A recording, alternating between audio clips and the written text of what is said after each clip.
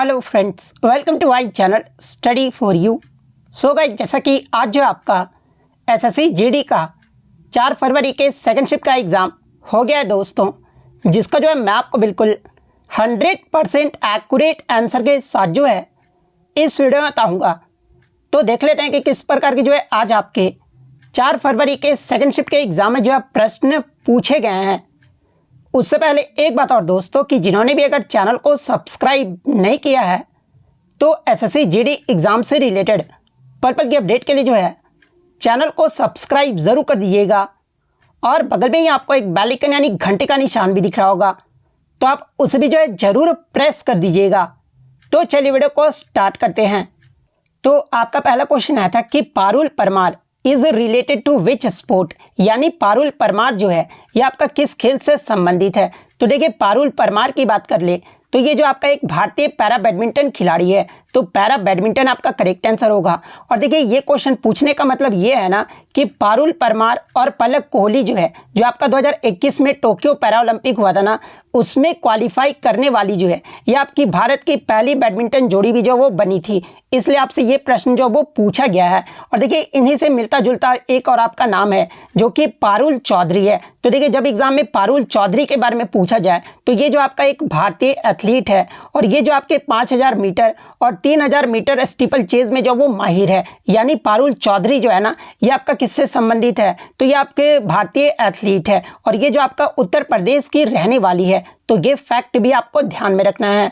Next question आपका यहाँ पर आता है कि प्रथम पंचवर्षीय योजना का मुख्य उद्देश्य क्या था। तो देखिए, पहली पंचवर्षीय योजना का जो अवधि रहा था ना ये आपका 1951 से 56 तक रहा था और इसका जो मुख्य जो उद्देश्य है ना ये आपका देश में कृषि विकास पर था और साथ ही साथ देश में जो है आर्थिक विकास को भी जो वो बढ़ावा देना था। तो ऑप्शन में आपका कृषि विकास दिया गया था, तो कृषि विकास आपका करेक्ट आंसर होगा। इसके अलावा मैं आपको बता दूं कि जो आपका पहली पंचवर्षीय योजना थी ना ये आपका हेराल्ड डोमर मॉडल पर आधारित था, तो ये पॉइंट भी आप ध्यान में रखिएगा। इसके अलावा पहली पंचवर्षीय योजना में जो आपका जीडीपी यानी वार्षिक सकल घरेलू उत्पाद का वृद्धि दर का जो लक्ष्य है ना ये आपका 2.1% रखा गया था, जिसमें वास्तविक वृद्धि दर जो है ये आपका 3.6% रहा था। यानी ये जो योजना रहा था ना ये आपका सफल रहा था और इस योजना के दौरान जो है कई सिंचाई परियोजनाएं भी जो वो शुरू की गई थी, जैसे कि भाखड़ा नांगल परियोजना, हीराकुंड और दामोदर घाटी परियोजना, ये सभी जो है ना ये आपके पहली पंचवर्षीय योजना में जो वो शुरू किया गया था। तो ये पॉइंट भी आप ध्यान में रखिएगा।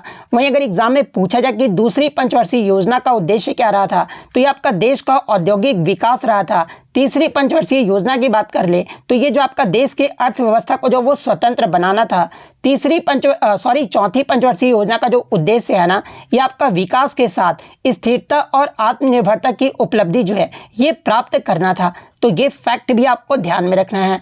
नेक्स्ट आपका यहाँ पर आता है कि who was the prime minister of Britain when India became independent in 1947, यानी वर्ष 1947 में जब हमारा देश भारत आज़ाद हुआ था तब ब्रिटेन के प्रधानमंत्री कौन थे। तो देखिए, उस समय जो ब्रिटेन के प्रधानमंत्री थे ना ये आपके क्लीमेंट एटली थे, तो क्लीमेंट एटली आपका करेक्ट आंसर होगा। और क्लीमेंट एटली जो है ना ये आपके 1945 से 1951 तक जो है ये आपके ब्रिटेन के प्रधानमंत्री भी रहे थे। तो ये पॉइंट भी आप ध्यान में रखिएगा।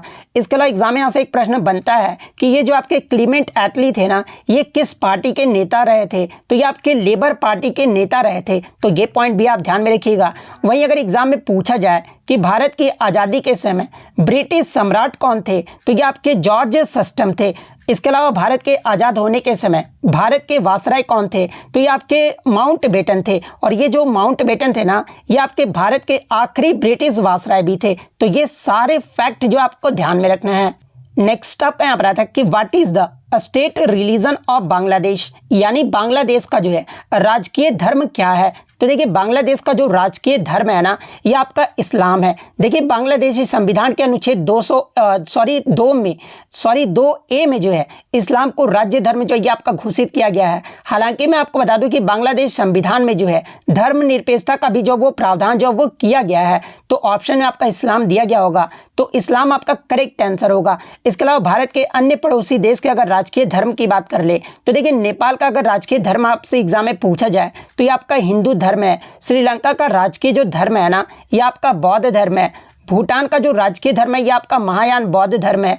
अफगानिस्तान का जो राजकीय धर्म है ना ये आपका सुन्नी इस्लाम है। तो ये सारे पॉइंट जो आपको ध्यान में रखना है। इसके अलावा चीन का जो आपका कोई भी आपका जो है राजकीय धर्म नहीं है, और भारत के भी जो है आपका कोई भी राजकीय धर्म नहीं है। नेक्स्ट आपका यहाँ पर आता है कि कलिंग नृत्य जो है ये किस राज्य का है। तो देखिए कलिंग नृत्य की बात कर ले तो ये जो आपका उड़ीसा राज्य का है, तो उड़ीसा आपका करेक्ट आंसर होगा। और देखिए ये जो आपका कलिंग नृत्य है ना ये आपका कलिंग महोत्सव के दौरान किया जाता है। और यहाँ से एग्जाम में एक प्रश्न पूछा जाता है कि कौन सा नृत्य जो है सामरिक नृत्य का त्यौहार है जिसे युद्ध पर शांति की बड़ी जीत के रूप में भी जो वो मनाया जाता है। तो ये आपका कलिंग महोत्सव जो वो मनाया जाता है। और देखिए कलिंग महोत्सव को ही जो है ये आपका सामरिक नृत्य के रूप में भी जो वो जाना जाता है। तो ये पॉइंट भी आपको ध्यान में रखना है। इसके अलावा मैं आपको बता दूं कि कलिंग उत्सव की जो शुरुआत है ना एक प्रसिद्ध भुवनेश्वर आधारित इतालवी ओडिसी नर्तक इलियाना सिटारसिटी के द्वारा जो है इसकी शुरुआत जो है वो किया गया था। तो ये पॉइंट भी आप ध्यान में रखिएगा।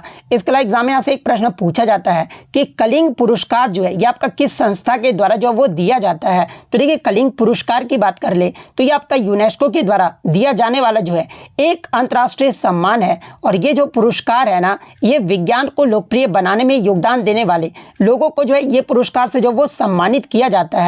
और कलिंग पुरस्कार की जो शुरुआत है ये आपका वर्ष 1952 में जो वो किया गया था। तो ये पॉइंट भी आप ध्यान में रखिएगा।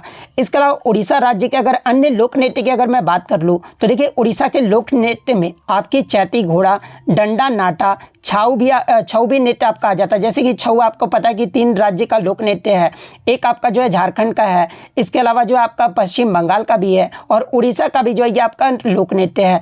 इसके अलावा रन्नप्पा भी जो आपका लोक नृत्य है, घुमारू, कर्मा नाच, लौड़ी खेला, मेघा नाचा, पाइका नृत्य। देखिए बहुत सारे बच्चे ये इस पे कंफ्यूज रहते हैं।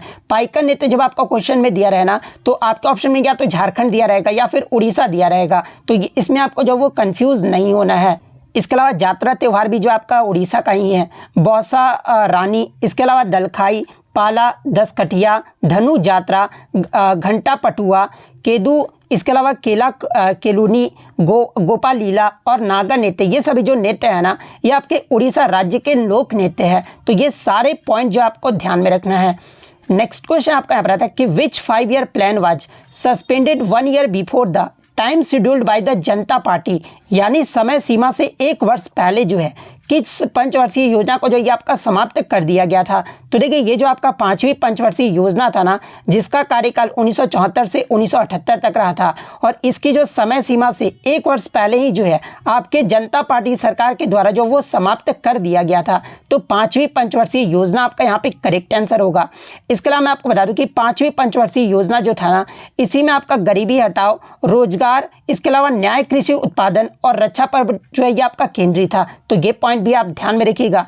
इसके अलावा मैं आपको बता दूं कि 5वीं पंचवर्षीय योजना में ही जो है आपके 1975 में विद्युत आपूर्ति अधिनियम में संशोधन किया गया था, और साथ ही साथ इसी पंचवर्षीय योजना में 1975 में 20 सूत्री कार्यक्रम भी जो वो शुरू किया गया था, और न्यूनतम आवश्यकता कार्यक्रम यानी MNP और भारतीय राष्ट्रीय राजमार्ग प्रणाली भी जो है ना इसी पंचवर्षीय योजना के दौरान जो वो शुरू किया गया था। और देखिए कुल मिलाकर जो आपका 5वीं पंचवर्षीय योजना रहा था ना ये आपका सफल रहा था, क्योंकि इसमें जो आपका लक्ष्य वृद्धि दर जो आपका रखा गया था वो आपका 4.4% रखा गया था, लेकिन वास्तविक जो वृद्धि हासिल किया गया था ना ये आपका 4.8% जो वो आपका हासिल किया गया था।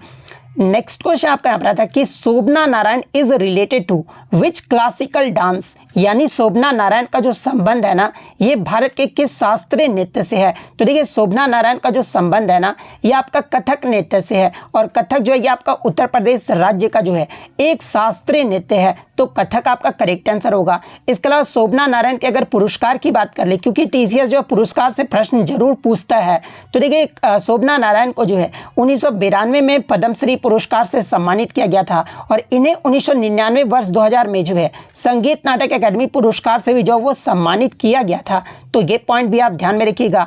इसके अलावा कथक नृत्य के अगर प्रमुख कलाकारों की अगर मैं बात कर लूँ जहाँ से एग्जाम में प्रश्न बनते हैं, जैसे कि पंडित बिरजू महाराज, सितारा देवी। देखिए सितारा देवी से यहाँ से आपका प्रश्न बनेगा कि नृत्य की जो सामग्री का उपाधि है ये किसे दिया गया है। तो देखिए मैं आपको बता दूं कि रविन्द्रनाथ टैगोर के द्वारा नृत्य की सामग्री का जो आपका उपाधि है ना ये सितारा देवी को जो वो दिया गया है। और किसके द्वारा? तो ये आपके पहले नोबेल पुरस्कार विजेता रविन्द्रनाथ टैगोर के द्वारा जो वो दिया गया है।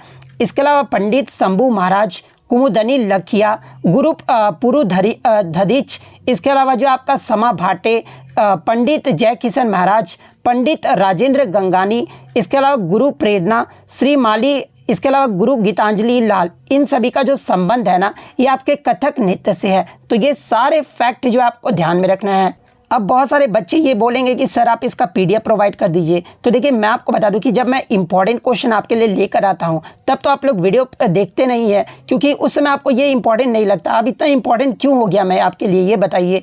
जब आपकी ज़रूरत होती है तो आप लोग तो पता नहीं कहीं और चैनल पर चल जाते हैं। अरे मैं आप लोग के लिए ही सोचता हूँ, और जो भी एग्ज़ाम रिलेटेड क्वेश्चन होते हैं वही मैं आपके लिए इंपॉर्टेंट लेकर आता हूँ। लेकिन आप लोग कभी नहीं सुधरोगे, मैं जानता हूँ, क्योंकि जब भी मैं इंपॉर्टेंट क्वेश्चन की वीडियो लाऊंगा तो आप लोग तो जो है वो देखने वाले नहीं हो, तो आप लोग का भला सोचना ही बेकार है।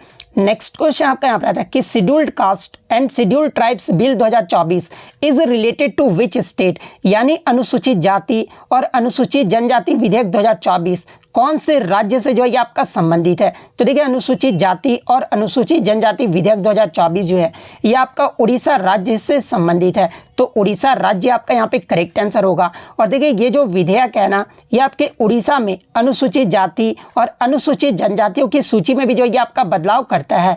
और देखिए इस विधेयक के तहत आपके मुक्काडोरो और कोडा रेड्डी समुदाय को जो है अनुसूचित जनजातियों की सूची में जो वो शामिल किया गया है। और इसी विधेयक के तहत आपके तमाड़िया और तुमुडिया समुदाय को अनुसूचित जातियों की सूची से हटाकर जो है अनुसूचित जनजाति की सूची में जो वो शामिल किया गया है। और देखिए इस विधेयक को 5 फरवरी 2024 को जो ये आपका राज्यसभा में जो वो पेश किया गया था। इसके अलावा मैं आपको बता दूं कि जम्मू कश्मीर और आंध्र प्रदेश के लिए भी जो है अनुसूचित जाति और अनुसूचित जनजाति विधेयक 2024 जो है ये आपके पेश किए गए थे। तो अगर ऑप्शन में आपका उड़ीसा नहीं दिया गया होगा तो इन दोनों में से आपका जो है वो दिया गया होगा। तो इन दोनों में से जो भी ऑप्शन में दिया गया होगा वो आपका करेक्ट आंसर होगा। अगर उड़ीसा ऑप्शन में नहीं रहे तब आपका जो है ये करेक्ट आंसर होगा। नेक्स्ट क्वेश्चन आपका बता था कि जून 2024 में केरल के वायनाड लोकसभा सीट से जो है किसने इस्तीफा जो वो दे दिया था? तो देखिए मैं आपको बता दूं कि कांग्रेस नेता राहुल गांधी ने जो है केरल के वायनाड लोकसभा सीट से जो वो इस्तीफा दे दिया था। और उत्तर प्रदेश के रायबरेली सीट का जो है इन्होंने जो है वो बरकरार रखा था, क्योंकि जो आपका 2024 में लोकसभा चुनाव हुआ था उसमें राहुल गांधी ने जो दो जगह से जो वो वोट जो है वो लड़े थे, जहां से इन्होंने जो है वायनाड लोकसभा सीट से जो है इन्होंने जो वो इस्तीफा दे दिया था। तो राहुल गांधी आपका करेक्ट आंसर होगा। नेक्स्ट आपका यहाँ पर आया था कि इन विच वेदा डज विच क्राफ्ट अपीयर, यानी निम्नलिखित में से कौन सा वेद जो है ना ये आपका जादू मंत्र और जादू टोना से संबंधित है? तो देखिए ये जो आपका अथर्व वेद है ना ये आपका जादू मंत्र और जादू टोना से संबंधित है। तो अथर्व वेद आपका करेक्ट आंसर होगा। और देखिए अथर्व वेद को ही जो है ये आपके ब्रह्मा वेद भी जो वो कहा जाता है। और अथर्व वेद में आपके 20 अध्याय, 731 सूक्त और 5987 मंत्र भी हैं। और देखिए अथर्व वेद में ही जो है पद और गद दोनों जो आपके शामिल किए गए हैं। तो ये पॉइंट भी आप ध्यान में रखिएगा। इसके अलावा मैं आपको बता दूं कि आपके 4 वेद है, और चारों वेदों में अगर सबसे पुराना वेद अगर आपसे पूछा जाए तो ये आपका ऋग्वेद है। और ऋग्वेद में आपके कुल 10 मंडल है, 1028 सूक्त हैं, और वहीं अगर ऋचाएँ की बात कर ले तो 10,580 ऋचाएँ हैं। तो ये फैक्ट भी आपको ध्यान में रखना है। नेक्स्ट आपका यहाँ पर आता है कि right to life is which right, यानी जीवन का अधिकार कौन सा अधिकार है? तो देखिए जीवन का जो अधिकार है ना ये भारतीय संविधान के अनुच्छेद 21 के तहत आने वाला एक मौलिक अधिकार है। और ये जो अधिकार है ना ये हर व्यक्ति को जीने का अधिकार जो वो प्रदान करता है। तो या तो अनुच्छेद 21 दिया गया होगा या फिर मौलिक अधिकार दिया गया होगा। तो इन दोनों में से जो भी ऑप्शन में दिया गया होगा वो आपका यहाँ पे करेक्ट आंसर होगा। नेक्स्ट आपका क्वेश्चन यहाँ पर आया था कि Nilgiri is spread across the border of 3 Indian states, यानी नीलगिरी पर्वतमाला जो है भारत के किन 3 राज्यों की सीमाओं तक जो है ये आपका फैला हुआ है? तो देखिए ये जो आपका नीलगिरी पर्वतमाला है ना ये आपके तमिलनाडु, केरल और कर्नाटक राज्य के जो है सीमाओं तक जो है ये आपका फैला हुआ है। तो तमिलनाडु, केरल और कर्नाटक आपका करेक्ट आंसर होगा। और क्वेश्चन जब ये पूछ ले कि नीलगिरी पर्वतमाला ये जो आपका किस राज्य में स्थित है तो फिर आपका तमिलनाडु जो वो करेक्ट आंसर होगा। तो ये पॉइंट भी आप ध्यान में रखिएगा। इसके अलावा नीलगिरी की जो पहाड़ियाँ हैं ना, ये आपके पूर्वी और पश्चिमी घाट के संगम पर स्थित है और इसकी ऊंचाई की बात कर ले तो 2637 मीटर की ऊंचाई के साथ जो आपका डोडा बेटा जो चोटी है ना, इसकी सबसे ऊंची चोटी है। तो ये फैक्ट भी आपको ध्यान में रखना है।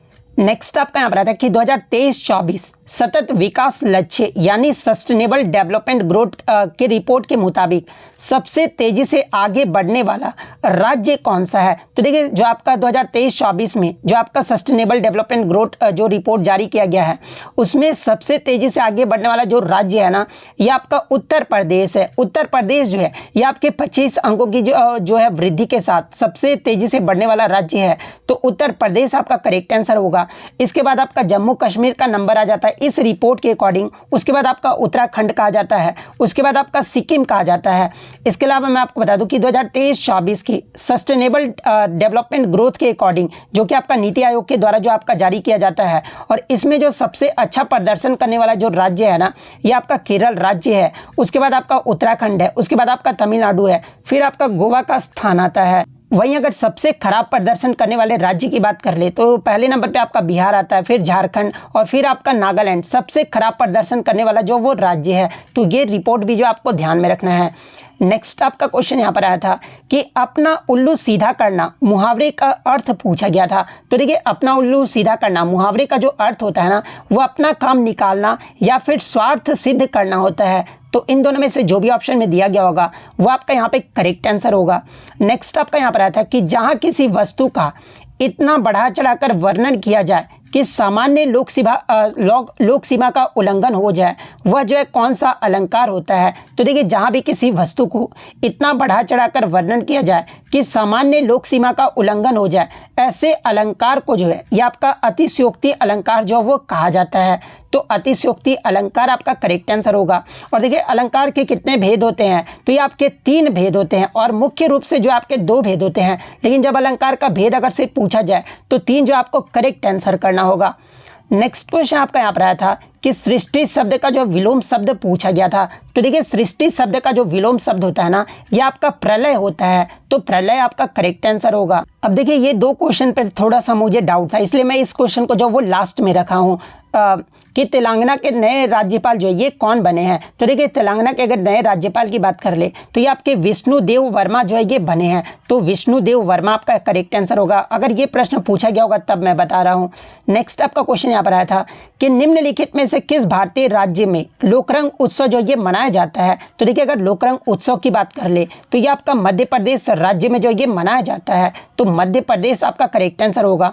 और देखिए ये जो आपका लोकरंग महोत्सव है ना, ये आपका प्रत्येक वर्ष 26 जनवरी को जो ये आपका मनाया जाता है, जो कि आपका 5 दिनों तक जो है इस त्यौहार को जो वो मनाया जाता है। और इस कार्यक्रम का जो आयोजन है ना, ये आपके मध्य प्रदेश आदिवासी लोक कला अकादमी के द्वारा जो वो किया जाता है। तो ये सारे फैक्ट जो आपको ध्यान में रखना है।